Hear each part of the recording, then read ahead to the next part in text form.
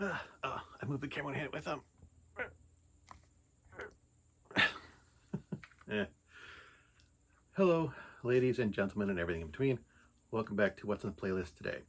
Today I'm going to talk about the debut album of Commander Cody and the Lost Planet Airmen, called Lost in the Ozone, and many of which you will see here.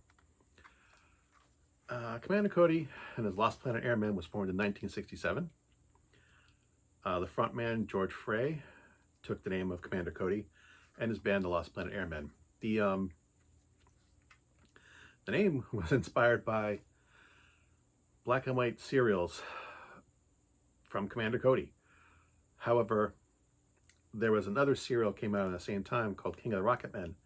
They had a serial called Lost in what was it? Lost Planet Airmen. So these two, Commander Cody and the King of the Rocket Men would get confused. So the band kind of confused them into one thing by taking their name. Anyway, formed 1967 in Ann Arbor, Michigan. The usual, getting to be known stuff. They were inspired by like the rowdy barroom playing to like Ernest Tubbs and Ray Price, both country legends from the 1950s. So like 1940s, I think. So a good 20 years prior, they probably listened to this music in their childhood. But the band themselves, it isn't just pure country. I think of them as honky-tonk music. There's, they've got the usual steel guitars and the country sound, but they've got so much more into it.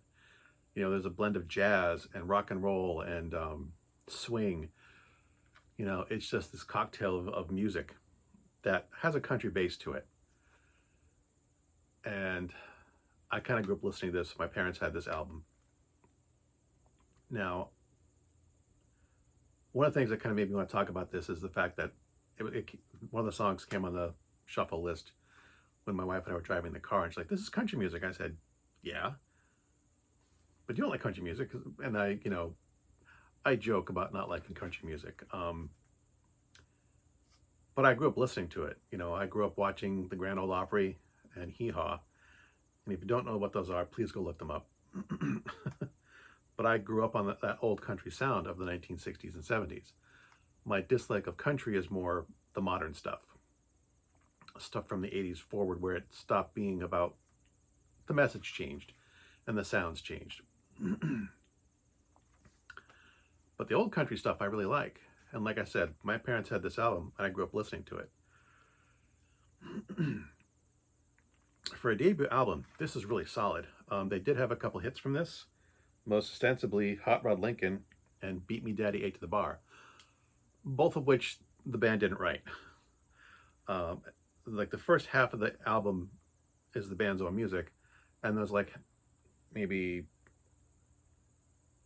5 or 6 cover songs, maybe not that many, but somewhere in there. And Hot Rod Lincoln is their biggest hit. I think it hit like 8 on the charts. So, but it's not like, it's a great song. Hot Rod Lincoln's a great song, whether it's this or this version or the other one. This is the one I grew up listening to though, the most. But back to Tennessee, Wine Do Your Stuff, Lost in the Ozone, the title song, one drink of wine, one drink of gin, and I'm lost in the ozone again. I think Midnight Shift is a cover song. Daddy's been working on the Midnight Shift.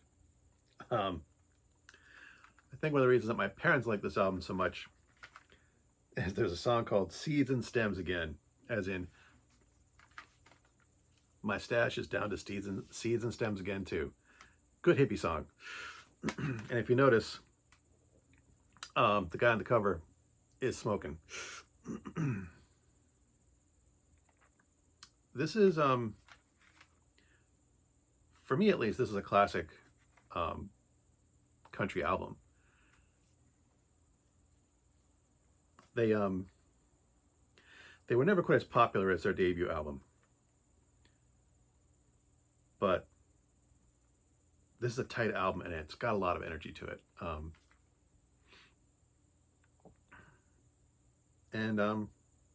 I think one of the things that made me enjoy it so much is that these guys don't take themselves too seriously. You know, they play good music and they have a good time doing it. They're just out to have a good time.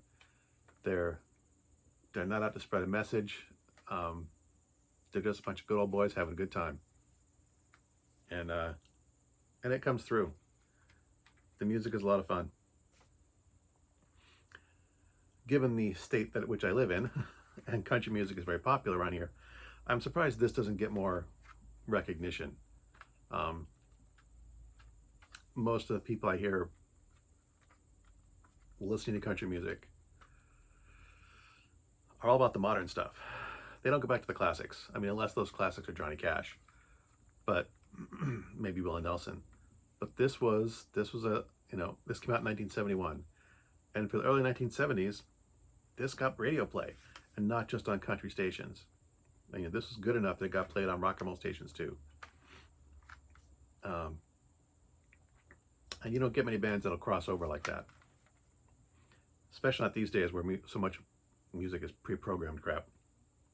You know, back in my day, which I've mentioned, DJs could play whatever they liked, as long the DJs wrote their own playlists for the most part. I'm sure there was always some restrictions, but especially during odd hours of the day, early morning broadcast, late night broadcast, DJs could play whatever the hell they wanted to, and they frequently did, and I miss that. So, as always, thanks for watching. As always, my stuff is crap, and until next time, good hunting.